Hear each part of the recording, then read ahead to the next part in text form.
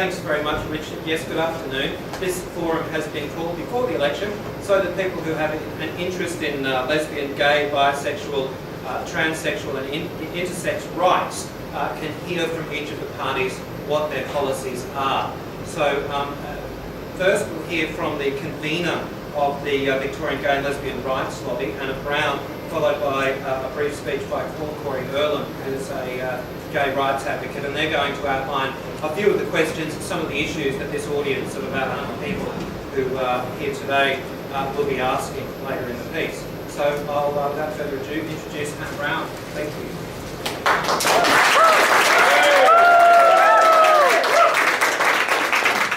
Thank you, Jeff. Welcome to everyone to this forum on Australia's LGBTI issues this election. This is an opportunity for Australia's lesbian, gay, bisexual, transgender, intersex community to ask the major political parties about the issues that matter to them. And yes, it's more than just marriage equality. We have prepared a survey of the major parties which contained 12 topics and 42 questions, and today's an opportunity to really probe a bit deeper and ask the politicians assembled here today about these topics and marriage equality, and I'm sure will be on the cards as well. I'm going to hand over now to Corey Earlham to talk about some key issues that we discussed here today. Thanks, Anna. Around the country over the last 2 weeks, we've had questions coming in for today's forum, and I just want to raise three of those important things that we'll be talking about today. We know a lot about marriage equality, but we haven't heard a lot from the major parties on their stance on an alternative to marriage equality being a national civil union scheme. In this survey forum, we've had commitment from the ALP and the Greens not to support a national civil union scheme as an alternative. But we're yet to hear how Tony Abbott's going to respond to that when it's in his battle line of the book. And a couple of weeks ago on Q&A, we saw Christopher Pine talking about it as a substitute. We want to see when Senator Carr's over at the International G20 conference, is he going to raise these gay and trans bashings that are happening on the soil of Russian people? This is an atrocity of human rights that needs to be addressed, and as a special middle power we keep on hearing about, is this going to be something that they're going to raise? And finally, one of the topics in this election is the paid parental leave scheme. We heard yesterday that it will include biological lesbian mothers, but what about when the non-biological parent, a gay dad, or the non-biological birth mother is raising the child? Will they be entitled to the parental leave scheme? These are the issues that affect us we want to hear about today. And to introduce the Federal Attorney General Mark Dreyfus to just make some opening remarks on behalf of the ALP.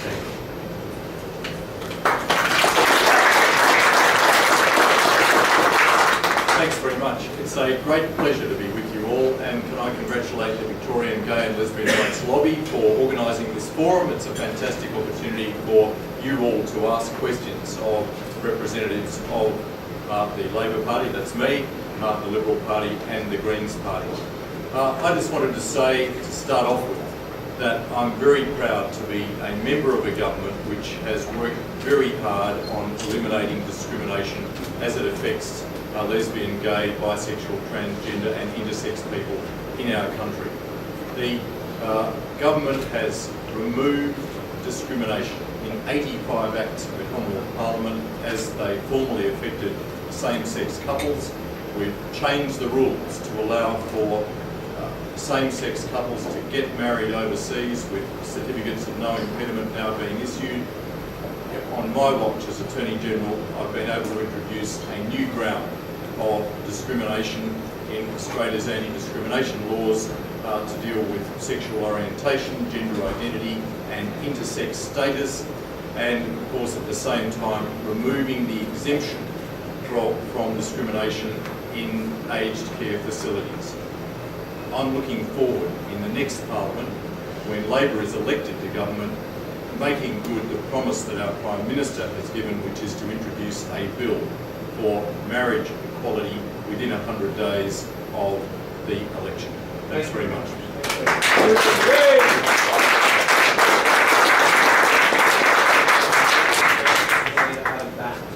Thanks for the invitation to be here.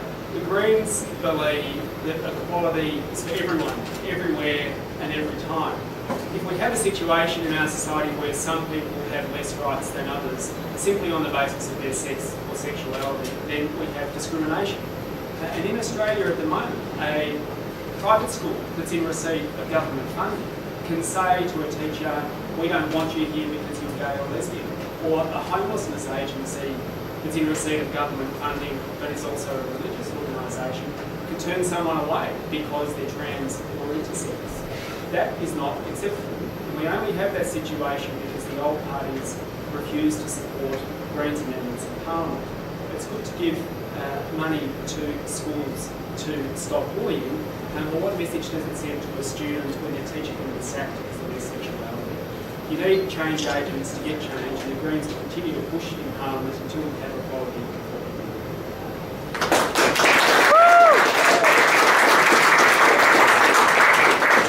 Jeff, it's great to be with you and your viewers at ABC 24 and to be part of this community forum. As the federal member for Higgins, I'm actually representing the Shadow Attorney General, George Brandis, and I'm delighted to be joined by a number of colleagues here today, State Member Clem Newton-Brown and also candidate for Melbourne Ports, Kevin Eckendale. There are some pretty serious issues that we're going to be talking about today, and the Liberal Party and the Coalition is very keen for people to appreciate that we have had a very, very strong history in ending discrimination. It started with one of my former predecessors, Sir John Gorton, who himself debated ending homosexuality as a criminal act in the nation's parliament. A number of our state premiers who were Liberal decriminalised homosexuality as well. This has been a long process, but one where the Liberal Party respects the fact that everybody should have dignity in their lives and be able to secure their own futures in the knowledge that everyone has freedom and opportunity to do that. Elliot, while you're there, if I may, will the opposition's paid parental leave scheme include both parents in same-sex relationships who have children? Our paid parental leave scheme is non-discriminatory. We believe that the carer of the child is entitled to the paid parental leave scheme. That is what we announced. That is what we are committed to implementing. So the person who is going to be looking after the child will be entitled to the paid parental leave scheme, which is capped, to ensure that that child has the best possible start in life, and that families, all families, heterosexual families, homosexual families, all families are better off.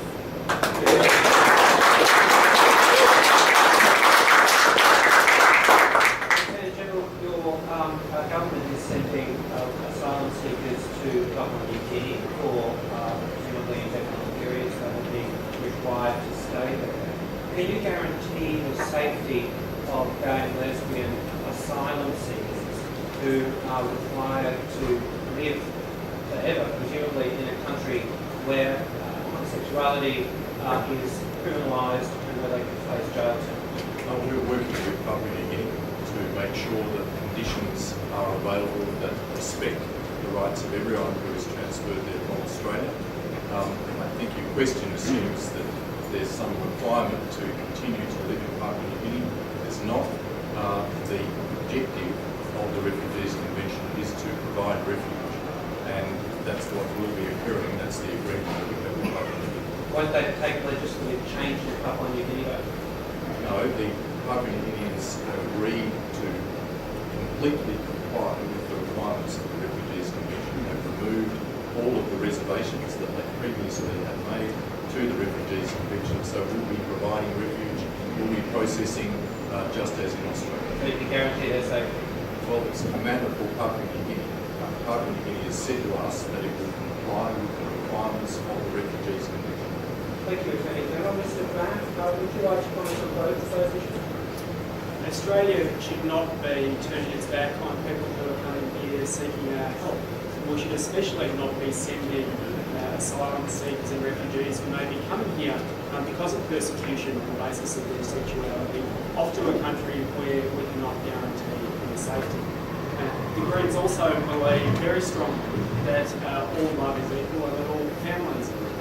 And that means making sure that whatever schemes are in place, everyone gets the same entitlements regardless of their sex or sexuality.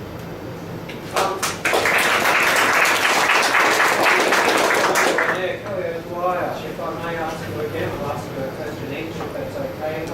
First of all, where do you stand, and where does your party stand on that issue regarding asylum seekers? Look, obviously we don't support discrimination on the basis of sexual orientation or gender. That's part of the UNHCR recognition right now, and we want to make sure that all people who are in our care and protection are properly protected and cared for. That is our decision. So would you allow it to happen? Would you allow these people to stay in a country where it is illegal? Well, I'm interested in what the Attorney General would have to say right now. I think, unfortunately, so much of what has been said has been policy on the run. So much detail has been lacking. We will obviously need to review what arrangements are in place should we be the trusted Australian people on the 7th of September to form government. Thank you very much, Attorney General. Just on the matter of, if you like to play parental leave, if you have your time on that, what guarantees does ALP give to families who have children? The paid parental leave scheme that we have, which has been in place now for some 2 years, it has helped more than 300,000 Australian families, is a non-discriminatory paid parental leave scheme. It is fully available to same-sex couples with children or single same-sex people with children. And that's the same for all government benefits now available from the Commonwealth Government. And that's the thing I'm most proud about. That those 85 acts of Parliament where we remove discrimination against same-sex couples has all happened. And we can now say with confidence that completely across the range, all Commonwealth benefits, there is no longer discrimination in any respect. Thank you very much.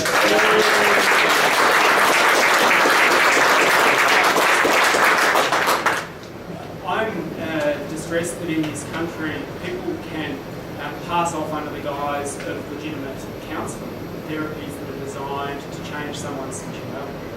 I think in the next Parliament we need to have a very close look at practices that are underway here in this country that are damaging people's mental health and damaging people's lives. We'll allow this forum to begin. Thank you very much to the audience for your understanding and for delaying the forum for us. Plenty to discuss, obviously, across the legislative agenda. So I'll throw it back to you in the studio, Richard. Thank you.